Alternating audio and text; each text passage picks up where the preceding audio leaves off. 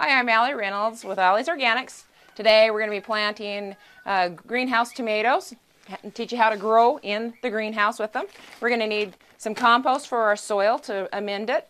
We're going to need a tomato plant, some fish bone meal or a type of a fertilizer that has phosphorus, a high phosphorus count in it, a shovel, and a digging fork.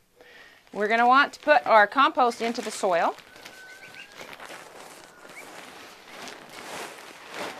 And we're going to want to work that in pretty good and deep.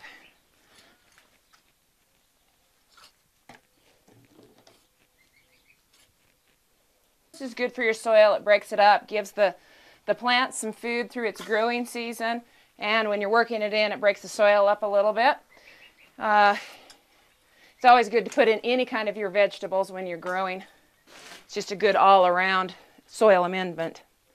If your soil was really tight and lots of clay in it, then you're going to want to put some peat moss in it and some vermiculite in it. I'm going to dig a hole for our tomato. This tomato is kind of long, so I'm going to dig a deeper hole, and I'm going to also trench plant this guy because he's pretty big. Okay, trench planting is where you're actually just digging a trench for your tomato to go in there. You're going to want it about the length of your tomato plant. The tomato is actually going to be better if it's trench planted in the springtime. When all these little hairs on here get in contact with soil, they become a root. We want to also get some fertilizer incorporated into this soil that we've got. So we're going to put this fish bone meal, a couple of tablespoons, sprinkle it in the bottom of this trench, work it in just a little bit, put a little bit of soil over the top of that, put our tomato right in the ground, cover that root ball, kind of create a little pillow for the top of this tomato. Go ahead and cover that stem all the way up. Nature will take its course and cause it to grow straight up. We're going to want to just go ahead and secure it as it climbs up this trellis with this tomato tie. It's just vinyl, it's elastic kind of, and it'll end up stretching. It'll be better for it than a wire actually would be. Then we're going to want to water this in really well.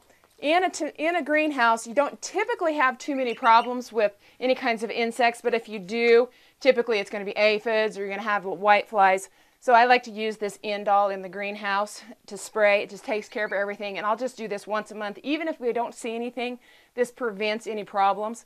If you do see problems, then you can spray this every 3 to 4 days.